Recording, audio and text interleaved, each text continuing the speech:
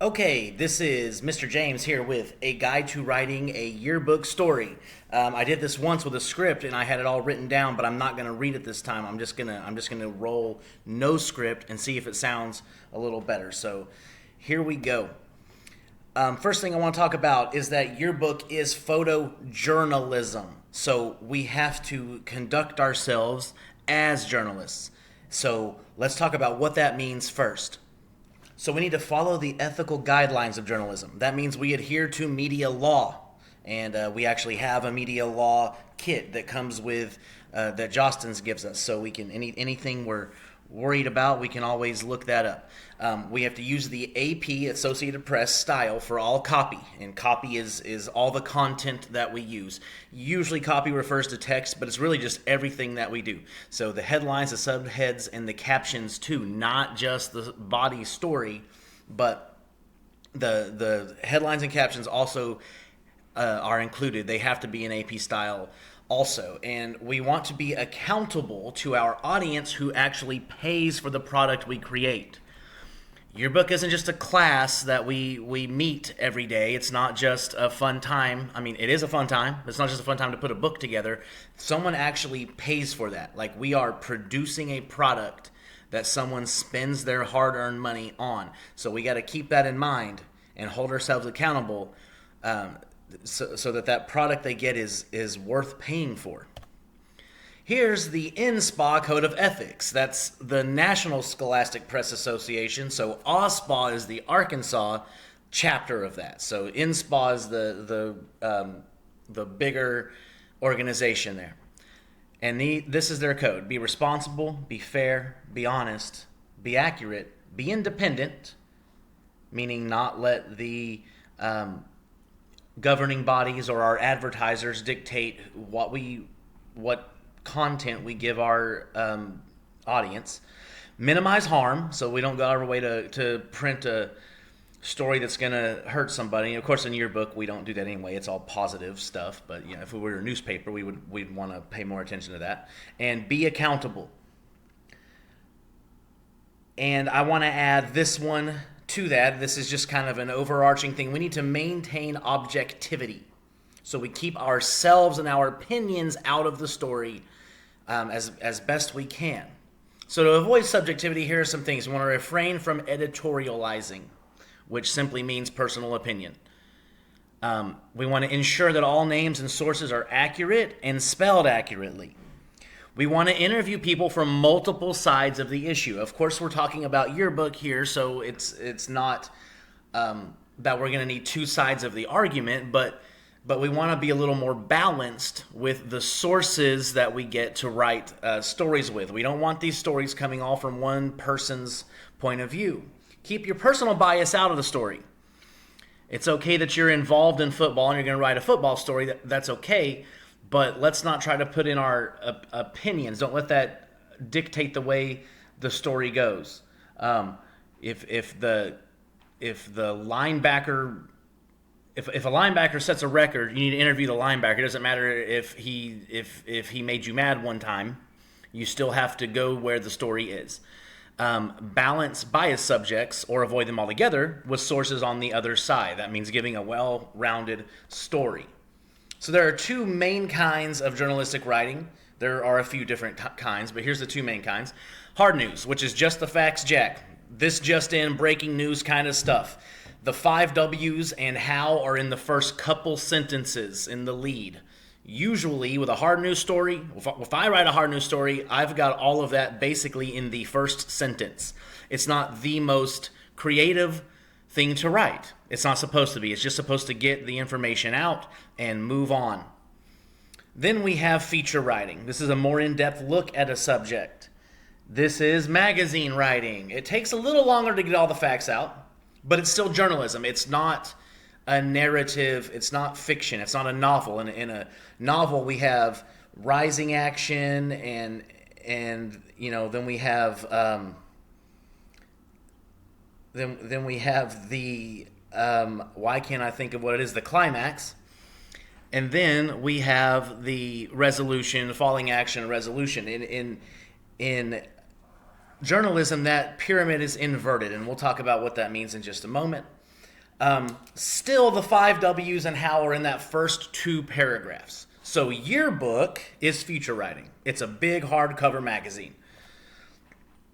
So let's get started. If you're getting started writing a story, you have your topic, you have your layout, you might even have your photos. So what you need is this. You need the angle that you're going to take. That's the approach or the spin you want to put on your story. You also need interviews. This is where all that information comes from. A good rule of thumb, at least 3 people. More perspectives equals more objectivity. Even if you don't quote all 3, you can at least throw the 3rd source in there and paraphrase something they said so that the story is well-rounded. For example, let's say we're writing about senior high football. And I'm assuming that all these positions are accurate. I haven't really checked this year, but I know that last year these people were pretty close on these titles. So if your angle is you want to say this is a well-rounded team, you want to take a balanced approach, you'll want to interview the head coach or another coach. You want to interview a star offensive player, but you also want to interview a star defensive player because you want to look at both sides of the ball. Maybe interview a fan. But in all those interviews, you're going to ask questions, and you're going to ask a wide variety of questions, but you may want to ask questions about how balanced the team is or well-rounded the team is so that that their answers will help fit your angle. Okay, let's look at it in formula terms. So, the inverted pyramid. That's a journalism term that, as I explained earlier, is not like novel. You're not writing a novel. We're going with the climax at the beginning. In feature writing, we can take a little bit longer getting that rising action, right? We don't have to give that who, what, when, why, where, how right there in that first sentence. So we got a little bit more leeway with that. But it goes like this: your lead, your nut graph, a transition or a quote, and you may repeat that often, and then you'll end up with a conclusion. Okay, this is your yearbook story formula. Yes, I know that in academic writing and creative writing, we try to avoid being formulaic, but for this, we're going to go ahead and go with the formula that works. So follow this formula, and we'll have good stories in the yearbook from cover to cover. Let's define some of those parts. The lead, or yes, some spelling, L-E-D-E, that's just kind of an old journalism way to spell it, is the first paragraph. A paragraph in journalism is much shorter than a paragraph in academic writing. About 1 to 3 sentences. Sometimes a quote can stand alone as its own paragraph. Paragraphs in journalism are pretty short. So the lead answers most of the 5 W's and how, and it grabs the reader's attention.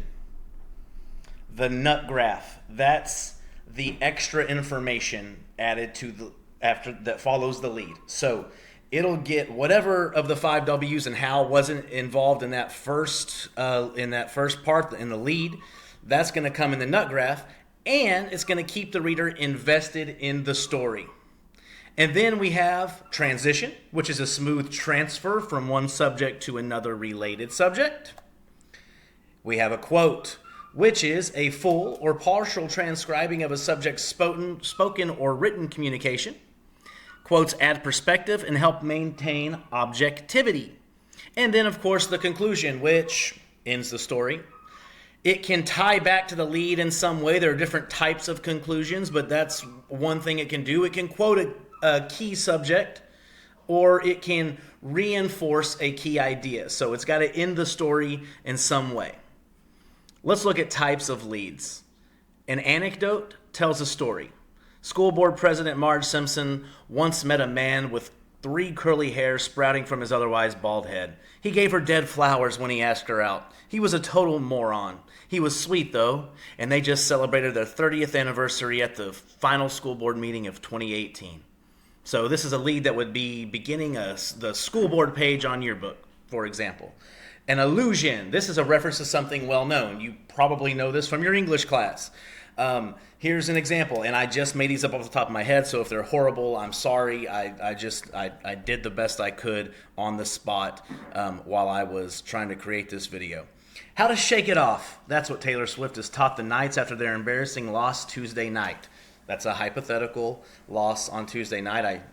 I don't know if the Knights have lost a football game on Tuesday night. I'm just using that as an example. Completely fictitious. More leads. The Astonisher. This could be a snappy, usually short, attention-grabbing line.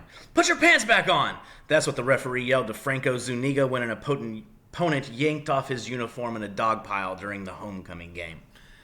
So, put your pants back on certainly gets readers' attention, right? And then we explain why that is happening so that the readers put back at ease. There's nothing crazy going on here. It was just part of the football game. A descriptive lead details a key part of the subject. A train of glittery, sequined beauty in flowing gowns graced the football field as the homecoming maids presented themselves to the fans. More leads. Pun, or parody, some people call it, is kind of like an illusion. It makes a reference to something, but then it uses a play on words. So, Friday night lights illuminated the field as fireworks peppered the sky above the marching band. So, I'm using night, the spelling, as our mascot to make a reference to the book, show, movie Friday Night Lights, which is also about football. Then we have the satirical lead, which can kind of poke lighthearted fun at the subject. So in this example, we'll use teenagers because that's our audience and our writers. So we could say something like, all those nights of foregoing studying for Doritos and video games has finally paid off. Welcome to Computer Design Club. So that kind of gets the reader into it. It's kind of a funny thing. I mean, yeah, I know it's not hilarious. You're not slapping your knee or anything, but it works as a lead. So don't overthink your leads. Be creative and get your story started. I'm at 12 minutes now, so I'm going to go ahead and make it a part 2 because I don't want to bore you to death. So the rest of this will be in a part 2 where we're going to look primarily at quoting, how to attribute quotes, and then how to make sure that we're following AP style, being objective, and then I've got an example of a yearbook story in there that I, again, just wrote in a few minutes, so don't make fun of it behind my back. Or do, if that makes you happy. That's okay. It's not going to hurt my feelings. Okay, so I'll see you again in part 2, yearbook staff. Thank you for watching.